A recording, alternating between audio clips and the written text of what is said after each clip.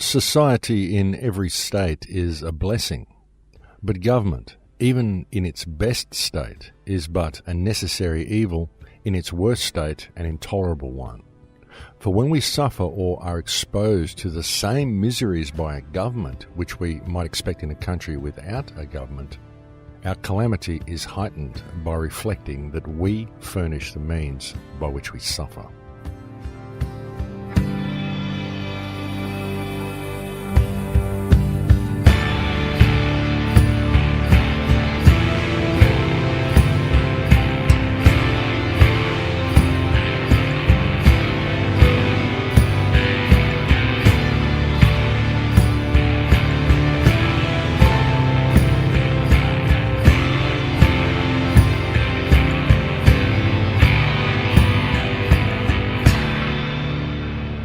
This week's opening quote comes from Thomas Paine. Welcome to Surviving the Matrix. Ladies and gentlemen, my name is Maxwell Igan. It's a pleasure to be with you once again, and I will be your host for the next hour.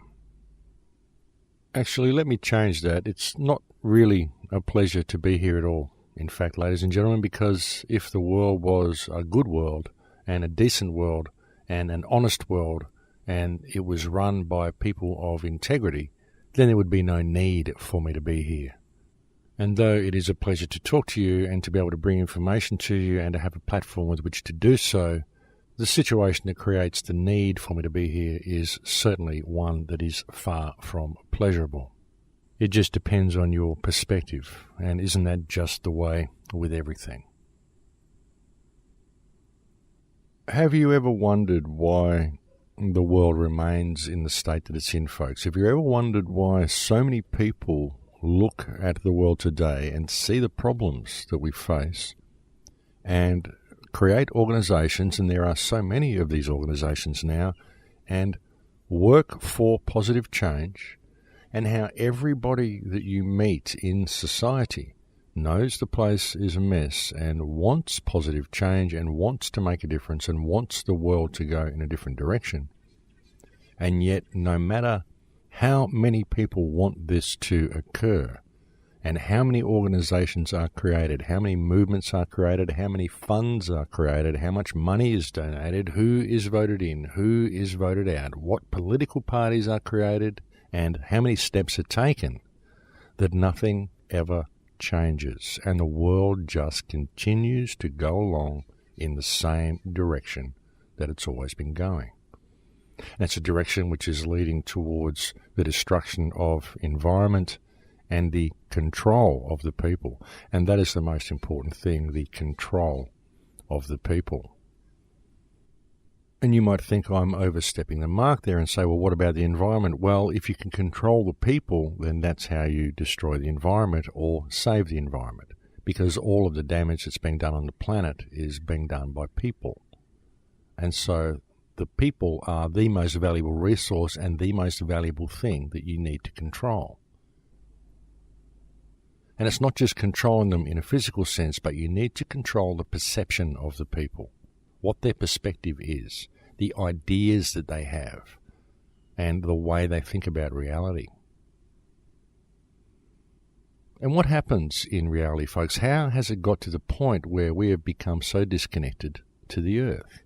How has it got to the point where we are not able to use the abundance of the planet around us and work and live in harmony with the planet the way we should?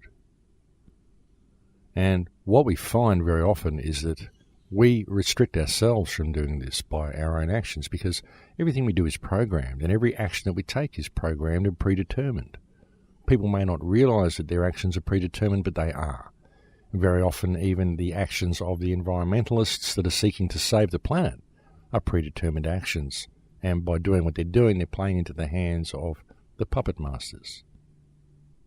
Almost everything that happens on the global stage is puppeteered. The actions and responses of people are puppeteered. They are predetermined before the people act, because there are certain forces that simply know how people are going to act to a certain situation.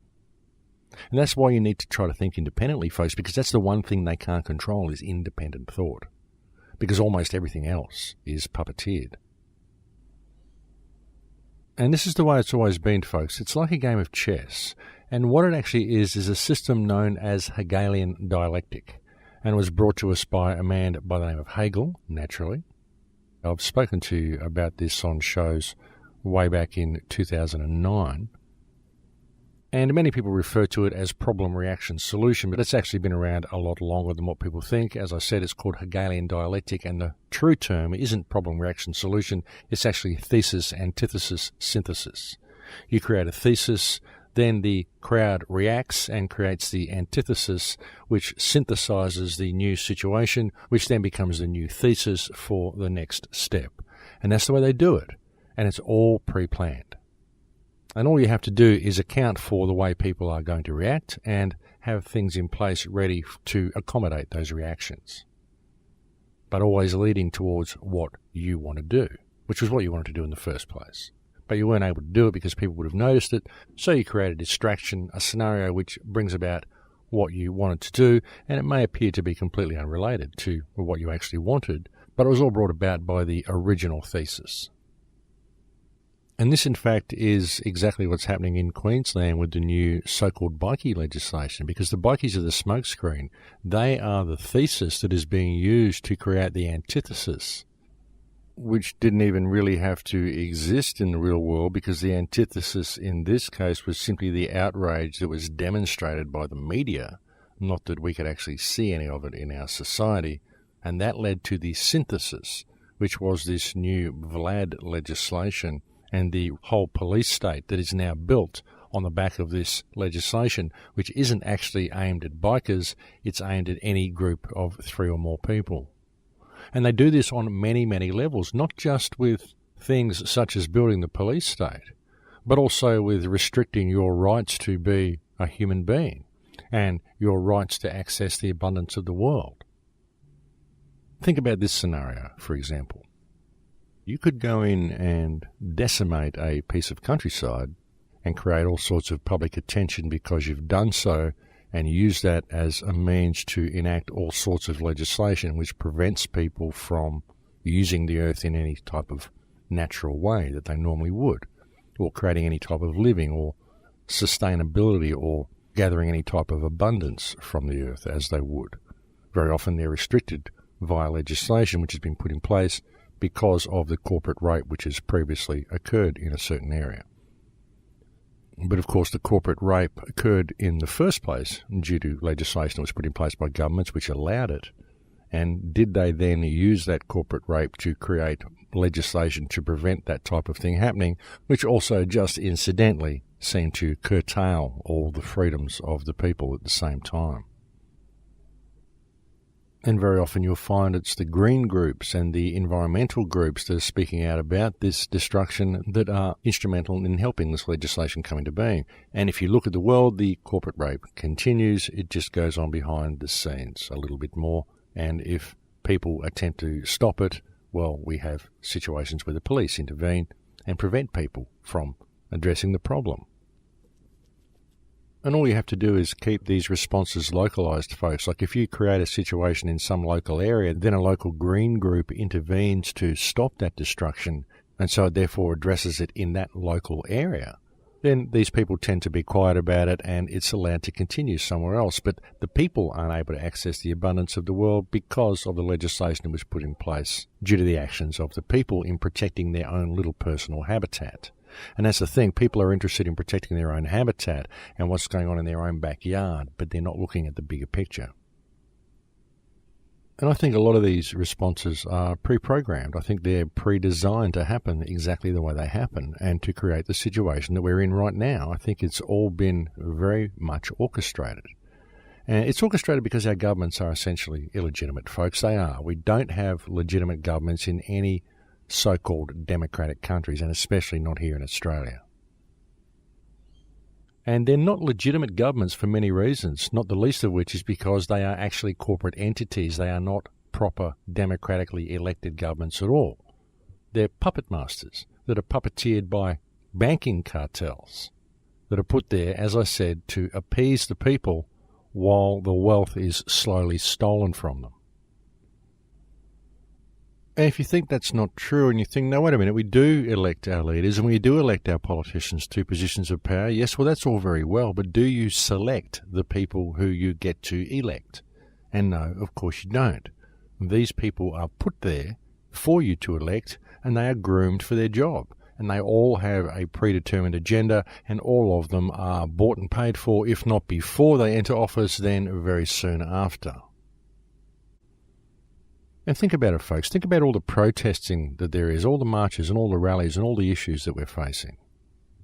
You wouldn't have all these people out at coal seam gas rallies. You wouldn't have all these people protesting the destruction of our groundwater and the rape of our agricultural land that's happening if the governments were acting in any way legitimately.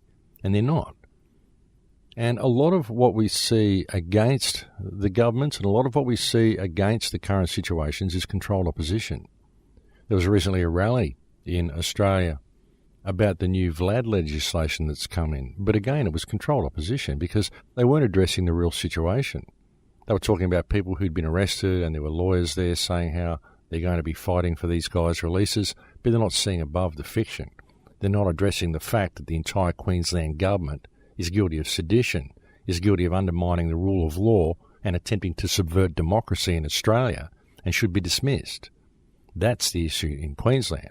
But nobody is addressing that issue. They're still looking for ways through the fiction in order to use the fiction to free people who have been subject to the fiction, rather than addressing the fact that these people are in fact political prisoners, the legislation itself is invalid, and the Queensland government should be dismissed for enacting it. And of course, I was approached by the rally to come and speak at the rally, but once they found out what I was going to talk about, suddenly there was no time for me to talk. And I seriously think people need to wake up to the fact that we cannot beat around the bush with this matter and be politically correct any longer. We need to call a spade a spade. People seriously need to get it through their heads that we have a serious situation here, and that no remedy for this situation is going to be found by working within the parameters of the legal system that has been constructed by the very people who are creating the problem. In fact, the legal system in this country has left the path of law to such a degree that if people wish to use any legal system at all within Queensland, then it must be common law. It must be back to something even as far back as the Magna Carta. Of course, one can even argue the validity of the Magna Carta, but I believe you can argue the validity of any law that's written on paper, because ultimately there's only one law, and that is do no harm. And the people of Queensland are certainly being subject to harm and have been placed in a state of clear and present danger by their current out-of-control government. Because the government in Queensland, according to the parameters of real law, is an illegitimate government. It's an illegitimate government because it has enacted legislation which has caused this government to abdicate its right to govern. And I want you to listen very clearly to what I'm about to say, ladies and gentlemen, and especially the people of Queensland and also the people of the world, because we need your help in this matter. And the world needs to pay attention to what is happening in the state of Queensland, Australia. The problem that we have in Queensland, Australia here is that we have an out-of-control, illegitimate government that has committed treason against its nation and has enacted legislation which subverts the rule of law. It is legislation which removes the rights from any group of 3 people or more that this government names by writing words on a piece of paper as a group of interest. It's created a sentence in court which can effectively be used to circumvent the judicial system in regard to crowd control. All they have to do is name someone as a group of interest. All they have to do is say this is an organisation that breaks the law, and all they have to do for that organisation to break the law is to write down on a piece of paper that whatever these people are doing is now against the law. And then these people can be put into jail with no trial or charges being brought against them. They are automatically guilty because they belong to a group of interest. And they are using bike gangs as a smokescreen to bring this legislation into being. This is what they are doing. these people will then be put into private prisons where they will be subject to abuse, because the stories that I'm hearing back from people who are being put into these private prisons in Queensland are terrible stories of underfeeding, stories of sleeping on very, very thin mattresses on concrete floors, of freezing, everybody in the jail having hunger pains, things that are designed to annoy you so that you will create a situation so that they are able to extend your stay. Because these are private prisons and it's all about bums on seats. Once you get in there, they don't want you leaving because they don't get paid once you leave. And even while you're in there, folks, well, how much do they get paid per prisoner, and how much does it cost to pay the guards, and how much does it cost to supply food and bedding to the prisoners? And naturally no one is watching because it's not government controlled, so the watchdogs are private. So of course they're going to be cutting corners at every point they can, and the last thing of any importance on their list is of course the prisoners. So don't expect these prisoners to get any type of humane treatment at all, not even if they are a farmer and his wife who are picked up at a coal seam gas rally. This is what's going on, and the people of this state need to address the situation from its root cause, and that root cause is a completely and utterly corrupt and out of control governmental system in this country. And if we don't do something about this, we're going to find ourselves locked down in a prison the likes of which you wouldn't dream of. I mean, we're even seeing armoured vehicles and the police in Australia becoming militarised. Now remember this, folks, Australia is a nation that was disarmed nearly 20 years ago. It's a nation of 26 million people, less than one large American or European city. And we are seeing the militarisation of Australian police because of the actions of this out-of-control government. So that's the issue that needs to be addressed by the people. The issue is that this government in Queensland is out of control. It's committed treason against its nation and it needs to show cause why it shouldn't be instantly dismissed. And if none of the politicians in this country are going to have the guts to get up and do something about this, then it comes down to the people. So we need to stand in some type of unity and address this situation, because people of Queensland, if you do not address the situation of your out-of-control government, you are going to find that you have lost this state, and the people of Australia are going to find that they've lost this country. In fact, they already lost it long ago. But it's time for Apathalia to wake up and do something about the criminals that are running this government. And all we need to do to address this situation, folks, is to stand together as one respectful people. We don't need a revolution. What we need is a respectful population that realises that we have a serious problem here. And what we need is some police with some intelligence who are going to stand up and help the people in the danger that we are facing. Now, you might live in Queensland and be out there listening to this and think this is just ridiculous. Why would they do this? Why would they enact legislation that will do that, and why would they want to do that?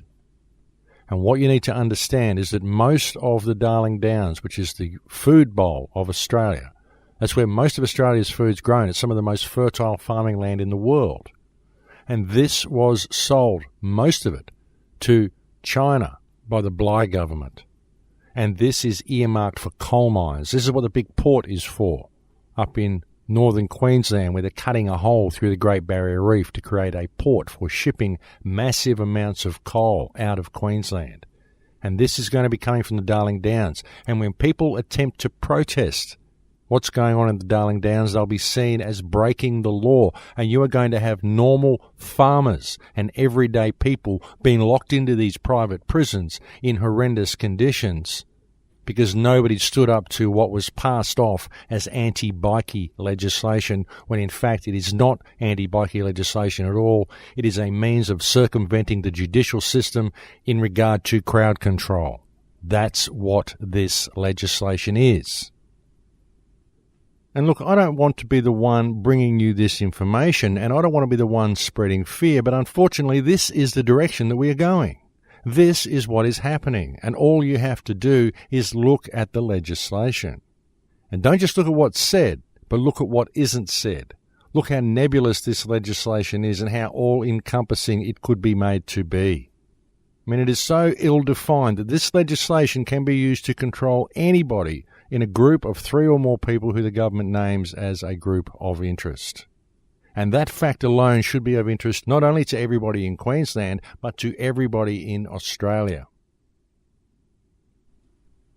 You know, we still have the means at our disposal that we can deal with this problem. We still have ourselves. We still have a modicum of freedom that we can use if we stand together. I mean, why do people work so hard to create this unity? Why don't people work to create unity? What's happening with the alternate media? What's happening with these people? I mean, are people simply searching for the next sensational story? Why aren't people working to empower their listeners and working to create some type of unity so we can address this situation? What is happening here? People are so caught up in pointing the finger at other people and saying Illuminati and all of this rubbish that these people are coming up with. These cult leaders, this rubbish that they're feeding people, keeping them stuck down rabbit holes, and never encouraging people to find their true power within, never encouraging people to stand together and address this situation, but just to view the world as one big spy novel and run off and isolate themselves in some alternate community and to live in fear of the terrible dark hand that's coming. You know, we've got to take this matter in hand by standing in our own personal power. No one is going to come and save you. There's too many people that think there's a saviour coming. I mean, there's many people in the United States who think, oh, it's all going to happen. There's going to be a big revolution one day. You know, is that what you're waiting for? Do you really think that's going to happen and that's going to save you? I mean, even with the Patriot movement in the United States, what happened to the Patriot movement? Why didn't the Patriot movement stand up and say something back when 9/11 happened? Why didn't they say something when George W. Bush was elected in that ridiculous farce that they called an election back in 2000 or whatever it was? Why didn't they stand up and say something when Obama was made head of the United Nations Peace Council while being the President of the United States, thereby breaking his oath of office? Why didn't they stand up and do something then? Why didn't they do something when he was given the Nobel Peace Prize just as he was sending 20,000 more troops to the illegal war in Afghanistan? Why didn't they do something when it became clear that his name isn't even Barack Obama, it's Barry Soetoro, who was born in Kenya and doesn't even have a US birth certificate? I mean, he's enacted executive order after executive order. He's eviscerated the First Amendment. He's done more damage to the Constitution than any previous president combined. What's he still doing out of jail, and why haven't the patriots of the country stood up and taken the country back simply because he is still out of jail when that's where he should be? I mean, honestly, people who aren't doing something themselves because they believe that there's going to be this big revolution and all the patriots and all the armed militias and everybody is going to stand up and take the country back, you're living in a dream world, because it's not going to happen. Because if it was going to happen, it would have happened 5 years ago, it would have happened 10 years ago, it would have happened 13 years ago. And meanwhile, while it hasn't been happening, the police in the United States have slowly become militarized. They've got some pretty good weapons now, and so it's going to be very hard to stand against them. So if people are looking at armed conflict as a way out of this situation, well, they're going to be up against some pretty good weapons. And so that is not the way to go. I don't believe we need to go that way. I believe there are far more productive ways of doing things. I mean, many people can't see this. Many people can't see any other way out other than a violent option. And I really don't believe that we need to do that at all. I think there are far better ways. But people just can't seem to see things that are right in front of their faces. I mean, many people can see it, I'm sure, but there are so many who can't. And again, you can't blame them.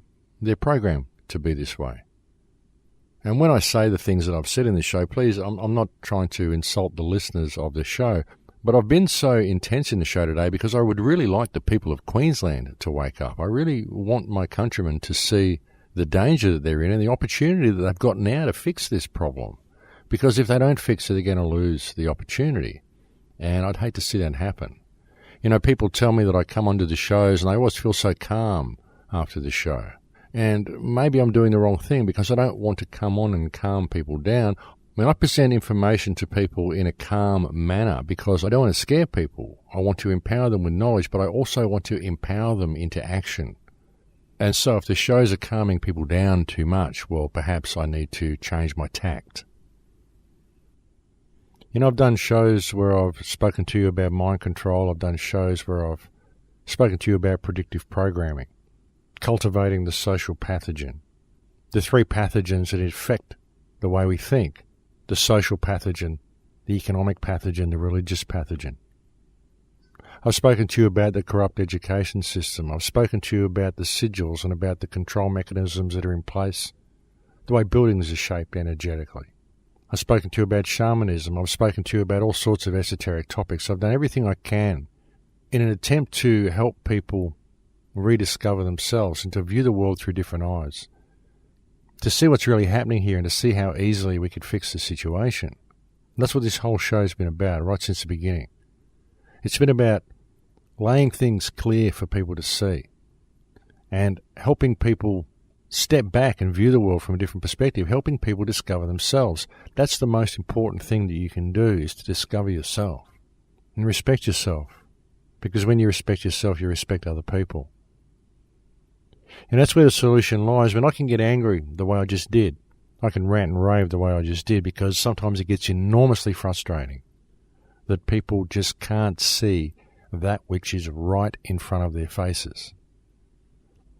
They can't see that the solution to this whole mess that we are in is right there in their own hearts. Simply by changing the way they view themselves and changing the way they view others, that's where everything changes. You know, if you can just have basic respect and live your life to do no harm, don't comply with any legislation that interferes with your moral compass, and don't take a backward step to anybody who believes they have a right of ownership over you, then you can change the world yourself. Because it's when everybody does this that the world changes. And it doesn't matter if some people don't get it straight away. You can still do it. I do it. I've been living my life this way for years, and it works for me. I don't have any problem with people. People don't have any problem with me. I don't know anybody that I have a problem with. I don't know anybody that I dislike. I have a wonderful day every day. I can't remember the last time I had a bad day, although sometimes I do get a little frustrated, as I just did on this show. But that's not really having a bad day. That's just getting frustrated, because after saying the same thing for so many years, it just does get frustrating, folks. Because we do have a serious problem here, and it's a problem that exists because people simply aren't paying attention, and people are looking for remedies in places that are external to where the remedies actually lie, because the remedies lie within your heart. The remedies lie in you changing your perspective and changing the way you live your life. That's what it's about. No one can change the world for you. It can only be done by you changing your world yourself. And the thing is, folks, that once you know what you are, it becomes very easy to do this. As I said, folks, I don't want to get anybody in trouble. I don't wish for people to go out and start causing riots or attacking the system. I just think it will help our situation if people can wake up to who and what they are. I think it will make an enormous difference. I really do. I think it is the solution to everything. Because we're always looking for solutions within the system, and I don't believe the solutions exist within the system, simply because that's the way the system's been constructed. It's not designed to grant remedy to the people for any situation. It's designed to support the economic model and always support the system. All it can ever do with human beings is compromise, find a way around a situation for now so it can slowly bring it in later. That's the way the system works, and that's why the solution to all of our problems has to lie not in the system, but in the hearts of the people. Okay, so why have I been so intense and so full on and spoken so angrily on this week's show? Well, folks, the reason is because everything that we have been warning people about for the last 10 years, I've been doing it on air for the last almost 7 years. I've been speaking out prominently for the last 12 and researching for the last 30. And everything that we have said is coming And everything we've been warning the people about is virtually here. It's almost here now. All of the pieces are almost in place. About the last thing they need to do is to fast-track the Trans-Pacific Partnership Agreement, which they are in the process of doing now. And if you don't know what the Trans-Pacific Partnership Agreement is, it's basically what they did in Europe with the EU, only they're doing it to the Pacific region. Only because it's trans-Pacific, then it also includes things that are happening across the other side of the Pacific, which means the United States is also involved. And what it is basically doing is it's forming a central body that's going to control trade. They call it free trade. It's going to control trade within this region. But because this will be an international body, it will have the ability to override any local legislation. Therefore, if a corporation comes into your country and decides they want to rape your neighbourhood and you have local legislation which prevents them from trashing the environment the way they would like to, then they have the legal, in inverted commas, authority to sue your government for daring to interfere with their corporate rape of the planet. That's the way it works, folks. And to understand this, you've really got to look at what Australia is and what the United States is. And you need to understand what the United States is the military arm of the Vatican system. The United States is not run by the United States. It has been run by the Vatican via Britain for an extremely long time. If you ever wondered where you pay your taxes to in America, where the IRS pays all their money to, well, it's paid to Britain. England never ever lost control of the United States. After the War of Independence, the United States actually gained independence in name only. It's always been run by Britain. It's always been run by the Vatican system. I mean, look at 9/11, folks. What happened following 9/11? Mayor Rudolph Giuliani was taken to England and he was knighted by the Queen of England. Why do people get knighted? They get knighted for service to the British Empire. So in his role as Mayor of New York City, who was he actually working for again? Even the US Constitution, folks, when you look at it, the US Constitution, wonderful document that it is, it's just words on a piece of paper, and it only actually applies to the people who signed off on the document. The document starts with "we, the people," and then it is signed off by a group of people, and that's who the document applies to. It's a beautiful document, it says beautiful things, but it doesn't actually apply to anybody within the United States. And even if it did, well, it's just paper. It's part of the paper-based matrix. You don't need a constitution. You already have a constitution. It's yourself and the beauty and truth of yourself and the beauty and truth of the flesh and blood which holds your essence. That is what constitutes you, and therefore that is your own constitution. It is a constitution that is one of a kind. It is unique. It is sui generis, and that's who you are. But I'm getting sidetracked. So back to the topic. America is part of this corporate system which is run from the Vatican via England. And Australia is also part of that system. And what Australia essentially is a mine. It's a big mine. That's why Australia was formed. And that's why they've kept the population so low in this country, because they only ever needed enough people to set up the infrastructure. And now that the infrastructure is virtually set up, they only need enough to run the mining operations. Of course, they've got to provide some entertainment and a bit of glitz and glamour while they're doing all this, because people breed, so you have to provide something to keep them occupied. But ultimately, Australia has always been about mining operations. And a great many Australians are set to end up in the private prisons that have now been built to accommodate them once the mining operations start and the police start using their new sweeping powers to terrorise the people and remove them from the streets. Of course, all of this will be done very gradually, one step at a time, mostly unnoticed by people, because a lot of these people will be arrested at protests and gas rallies, and there'll be no reports of them being arrested on the news, other than a passing mention, of course. Oh dear, there were several arrests at the rally today, and that's all we'll hear. There'll be desperate family members trying to get the word out via the internet, but of course people don't listen and don't pay attention because it can't be true and it can't be important, because if it was, the TV would have told them.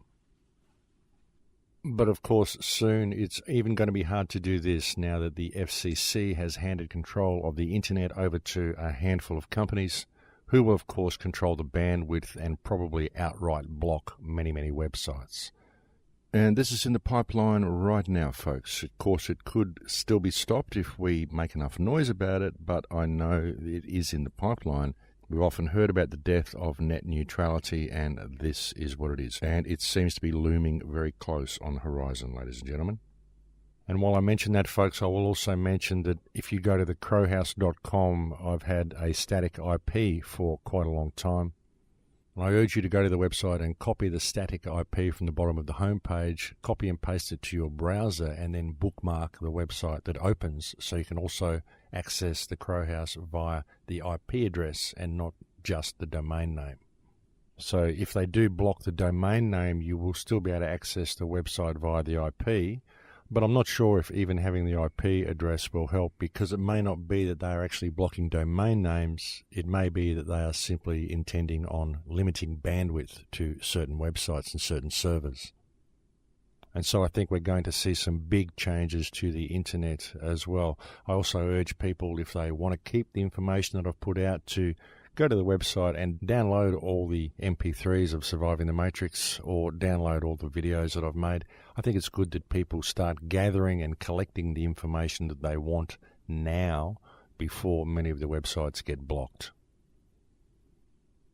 But getting back to the topic, once the crunch really begins, once the mining operations really open up in this country, and once things really start to get locked down, of course there will be people that are attempting to get the word out to others, but unfortunately most of the population won't believe it because they only believe what the television tells them.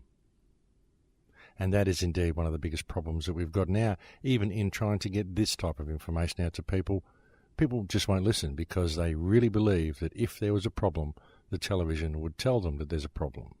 What they don't understand is the television doesn't have an objective media anymore. It doesn't have journalists that actually expose problems and report the truth.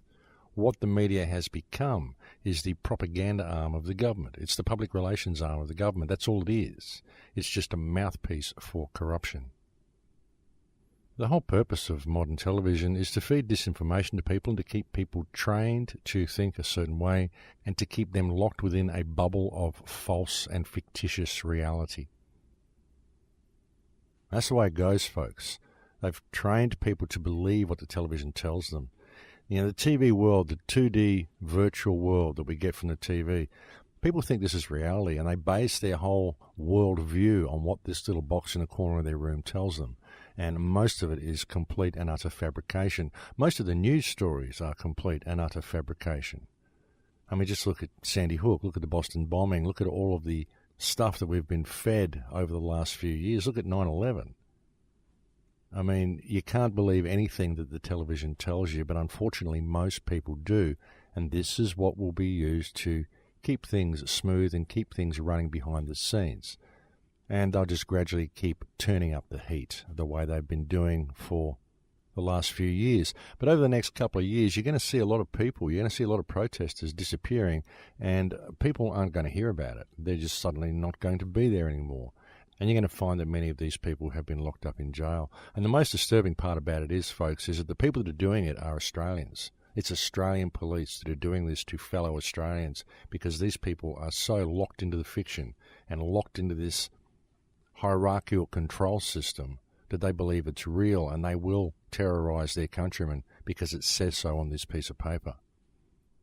And of course, the really ironic part in all of this is that by doing so, what these police officers are doing is they're contributing to the destruction of their country, of their environment, and they're also contributing to the destruction of the future for their own children.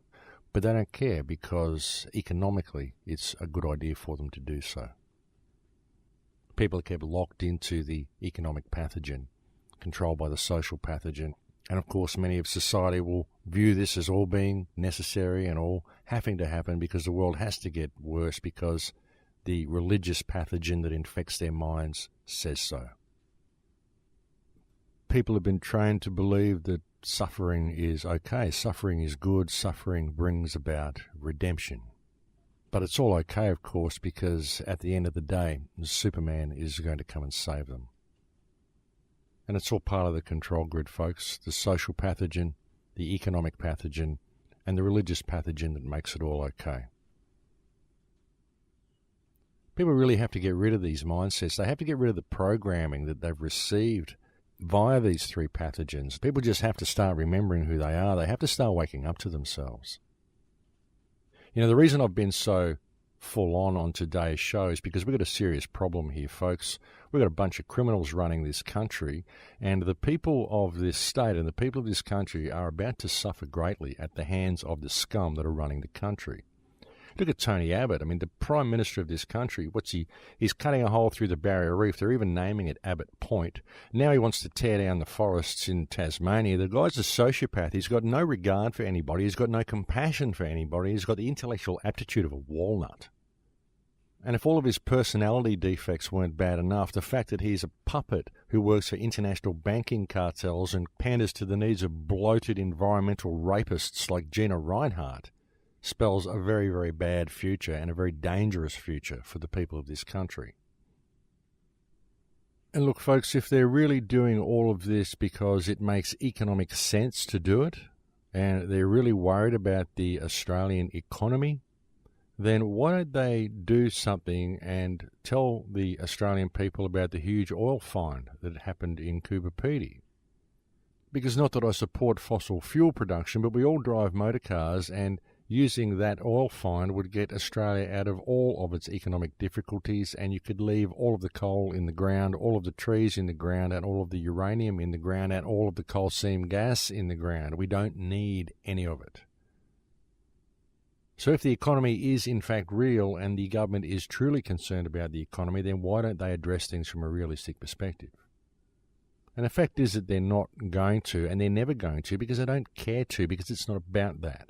What it's about is exploiting every single resource that this country has, and doing so at the expense of the people. The people don't matter to this government. If they did, then Australia would have one of the lowest costs of living and the highest standards of living in the entire world, because Australia is one of the most resource-rich nations on Earth, and it has one of the lowest populations on Earth. And if even a small, tiny percentage of the commonwealth of this nation was passed down to the people who live here, every single Australian would be living a very opulent lifestyle. And the fact that they are not shows that the people of this country are being exploited by the criminal scum who sit in Parliament and steal the wealth of the people by scribbling their sociopathic policies on little pieces of paper and daring to call it law. And that is the truth of the matter, ladies and gentlemen. So if you want to base your reality on an economic reality, well, then that is the reality of the situation. Personally, I think we should put it all aside and get back to actual reality, a reality where we didn't base our existence on an economic model. But for those who do want to base it on an economic model, well, that is the economic model, folks. That's where we are right now in 2014.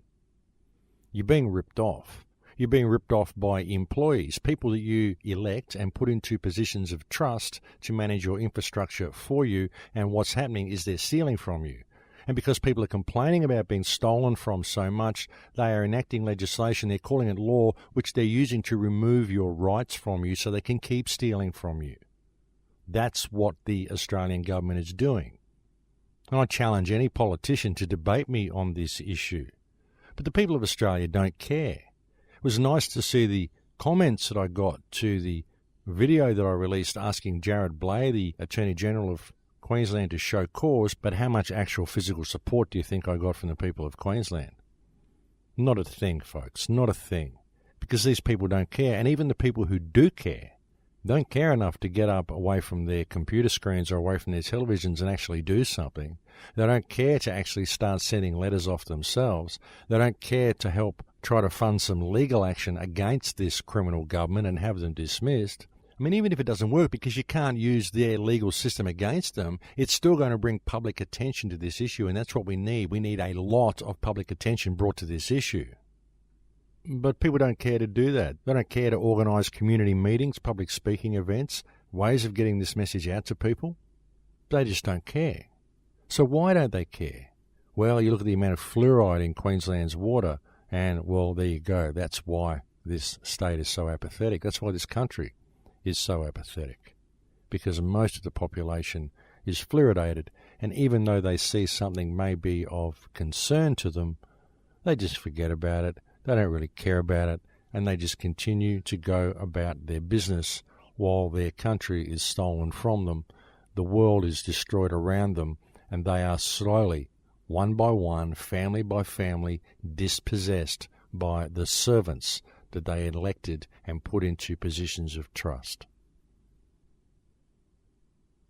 So, returning to the question that I posed at the start of the show, do you ever wonder why, no matter how many steps we take, and no matter how many people want change, nothing ever changes? Well, folks, the reason why is because we always operate within the parameters of this system. And the reality is that the mechanism by which we can find remedy simply does not exist within its parameters. It doesn't exist because it's a psychopathic system. And if you can't understand how a system could be psychopathic, well, it's a psychopathic system because it reflects the mind of the person who created the system. And so the system is always going to look after itself because the system has been designed to perpetuate its own growth. It's like a life form of its own that receives its energy and its food from the people who believe the system is real and who place the parameters of the system above their own moral compass. And people are trained to place the parameters of the system above their own moral compass because the system has no moral compass. It isn't about morals. It's about the books. It's about the bottom line. It's about balancing the budget. That's what the system is about. It exists in a virtual world. It exists in a digital world. And it uses that world that exists only in the ether to control the actions of people who exist in the 3D world, people who exist in reality, people who live and eat and breathe and function as normal life forms, divine in their own creation, and sovereign in their own truth and in their own being. And it does this by superimposing itself over the minds of these people. And again, it's training. People are trained to believe that this is the way reality works. But there's a lot more to it than that. There really is. There's so much more to each and every one of you than you could ever imagine. Well, I'm sure there's some people out there who know exactly what I'm saying. But many people just can't see it. They can't see the forest for the trees. And one of the reasons that I've gotten so frustrated on today's show is because I care about these people. I care about my countrymen. I care about what is going to befall these people once things really kick into gear in this country. Because it is going to go out across the whole country. We're seeing propaganda pieces in New South Wales newspapers now complaining about a bikie problem in New South Wales because they want New South Wales to adopt the same legislation that Queensland has adopted. Of course, there's no bikie problem, no more than there always has been. But the bikies have never really been a real problem in this country anyway. They may break the law, but why do they break the law? Well, they break the law because most people are kept in a state of scarcity. Then very often they're forced to resort to crime in order to gather the paper they need in order to pay to be alive. So the origin of most crime, well, all crimes that are carried out because people are in a state of scarcity anyway, actually come from the monetary system and therefore are created by government in the first place. So let's just look at things realistically here. But no, there is no real bikie problem anywhere in this country. There never has been. It's just a smokescreen for this repressive legislation that they wish to bring in around this country. And they will do it eventually. They'll get the people to buy into it. And even if they don't get the people to buy into it, they can make out that the people are buying into it by simply promoting the right propaganda in the local newspapers. like I said earlier, all of the outrage to the terrible bikie problem, which didn't actually exist in Queensland, was only demonstrated in the newspapers. It was never demonstrated by the people, because the people never saw that there was a problem simply because there wasn't. And so it would appear that you don't even need a real antithesis for your thesis anymore. All you need is the media to report the outrage, even if it doesn't exist, and then the government will do the rest. And unfortunately, most of the population are dulled down enough and reduced in their sensibilities enough that they will all simply buy into it and go along with whatever their government tells them is best for them to do. And the control grid is really being ramped up in so many ways, ladies and gentlemen. The Baha'i faith, has everybody noticed that this faith is now being introduced to schools? Of course, it is a multi-religion faith, which embraces all of humankind, and it of course embraces Agenda 21 and all of the things which make the New World Order nice and cozy and safe for everybody. And this is simply another part of the control mechanism, folks, like the Trans-Pacific Partnership. And as I mentioned earlier, but I think it's important enough to mention again, the Trans-Pacific Partnership Agreement is, of course, presented as being a mechanism which is going to open up the area for free trade and make it all good and all nice for people, because free trade must be good, mustn't it? But really what it is all about is removing any more rights from the people that they may have. In fact, if a corporation wishes to come into your country or into your farm or into your place and start exploiting the area, if there is any local legislation in place that can stop it, then the corporation will be able to sue your local government for interfering with its rules. So it's simply furthering the corporatization of the planet. That's what the Trans-Pacific Partnership Agreement is. Well, that's what it pretends to be anyway. But really what it is, if one wants to look at it realistically, is a bunch of silly rules written on a piece of paper by a bunch of sociopaths who stand in breach of trust. It's a fiction, and it only exists in the ether, and what you are and what everybody is a sui generis living being with a soul. The problem is that most people just seem to have forgot that part. Most people just seem to have forgotten who and what they are. And really you can't blame them, because they were never told to begin with. People were never given an even break. They were never given an even playing field. Most people go through their entire lives without ever discovering themselves or ever even realizing what they are, without ever acknowledging the pure miracle of their existence. It just doesn't occur to a lot of people. And it doesn't occur to them because they're not trained to think about such things. Most people never get to experience the art of their life. They view art from a left-brain perspective. They view it as something mundane, something that they're not quite good at maybe, something like painting or pottery or sculpture, and they are, well, I'm just not good at these things. I'm just not an artistic person. They fail to realize that they are an artistic person because their life itself is art. Their life is an artistic expression of creation. And once people remember that about themselves, I think we'll be able to change the world very quickly. But we're going to have to wake up and do it soon, folks, because this control grid is escalating. It's escalating by the day. It's growing by the day. And the people are soon going to find that the walls around them are too high for them to climb. So it's time that people pay attention to their surroundings and act on information that they've got. It's really time that people who have got any spiritual understanding at all start applying this to the world that they live in. Get out of the fear. Don't fear to be yourself, and don't fear to stand in your power, and don't be too lazy to use it. You don't need a nanny. You don't need someone to look after you. You know, the world will look after you. Society will look after itself if people respect each other and start to cooperate with each other rather than compete with each other. Things could change very quickly.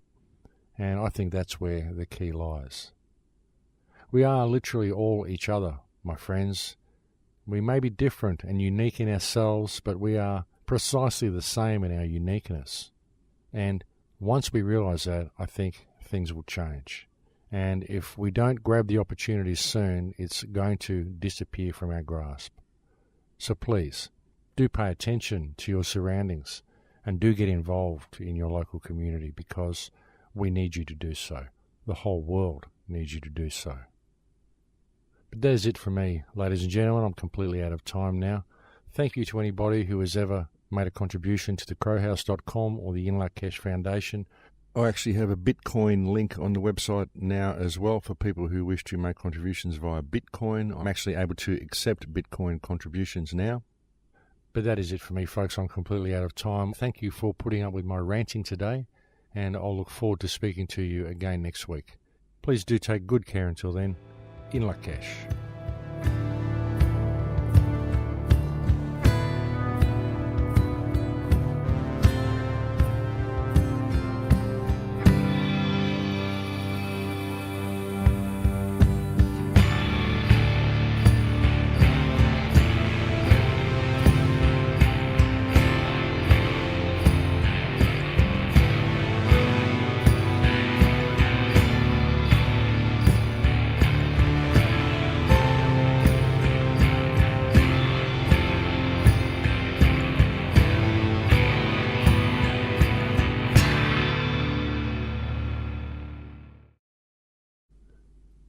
Society in every state is a blessing, but government, even in its best state, is but a necessary evil, in its worst state an intolerable one.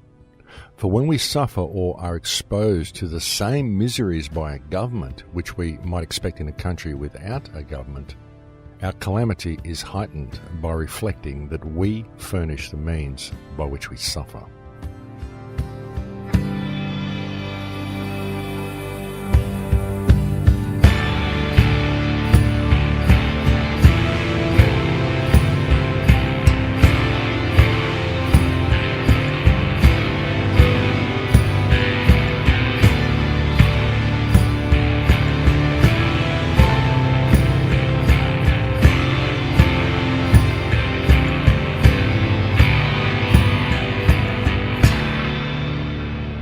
This week's opening quote comes from Thomas Paine.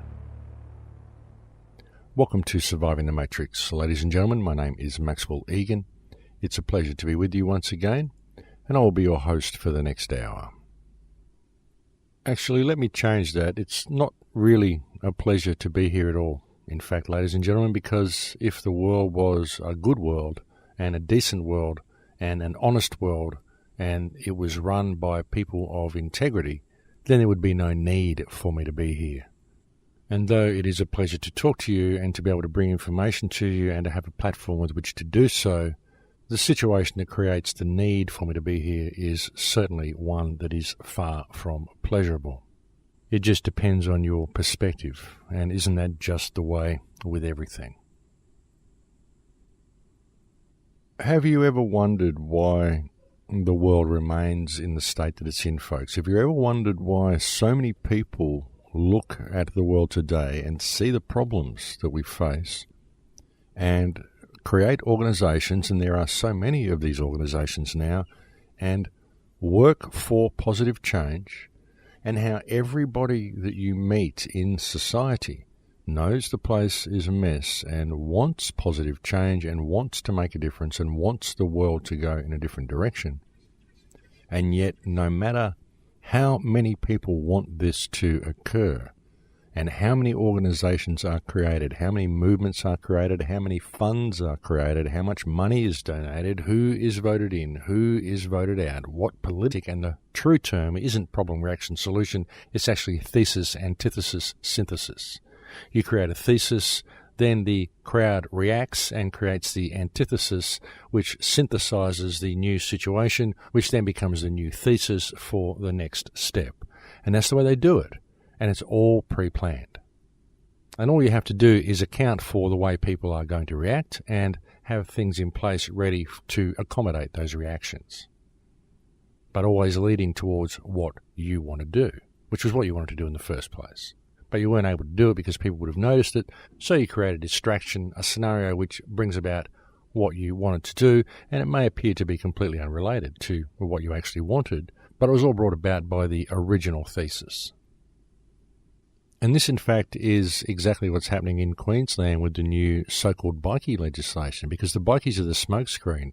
They are the thesis that is being used to create the antithesis, which didn't even really have to exist in the real world, because the antithesis in this case was simply the outrage that was demonstrated by the media, not that we could actually see any of it in our society. And that led to the synthesis, which was this new Vlad legislation should. And what we find very often is that we restrict ourselves from doing this by our own actions, because everything we do is programmed, and every action that we take is programmed and predetermined. People may not realize that their actions are predetermined, but they are. Very often, even the actions of the environmentalists that are seeking to save the planet are predetermined actions. And by doing what they're doing, they're playing into the hands of the puppet masters. Almost everything that happens on the global stage is puppeteered. The actions and responses of people are puppeteered. They are predetermined before the people act, because there are certain forces that simply know how people are going to act to a certain situation. And that's why you need to try to think independently, folks, because that's the one thing they can't control is independent thought, because almost everything else is puppeteered. And this is the way it's always been, folks. It's like a game of chess. And what it actually is a system known as Hegelian dialectic, and was brought to us by a man by the name of Hegel, naturally. I've spoken to you about this on shows way back in 2009. And many people refer to it as problem, reaction, solution, but it's actually been around a lot longer than what people think. As I said, it's called Hegelian dialectical parties are created, and how many steps are taken that nothing ever changes, and the world just continues to go along in the same direction that it's always been going. And it's a direction which is leading towards the destruction of environment and the control of the people. And that is the most important thing, the control of the people. And you might think I'm overstepping the mark there and say, well, what about the environment? Well, if you can control the people, then that's how you destroy the environment or save the environment, because all of the damage that's being done on the planet is being done by people. And so the people are the most valuable resource and the most valuable thing that you need to control.